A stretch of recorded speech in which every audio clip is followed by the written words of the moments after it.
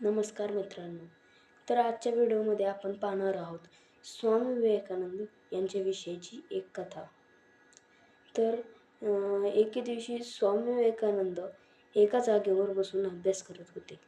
म्हणजेच त्यांच्या घराच्या समोरच बसले होते. तेव्हा त्यांच्यासमोरून लग्नाची वरात गेली. परंतु स्वामी विवेकानंद पुस्तकच वाचत राहिले. नंतर एक व्यक्ती आला. त्यांनी स्वामी विवेकानंदांना विचारले, "येथून वरात गेलेली आहे का?" ते म्हणाले, "मला तर काहीच माहीत नाही, कारण मी अभ्यास करण्यात म्हणजे मी वाचण्यात व्यस्त होतो." तेव्हा तो माणूस हादरला.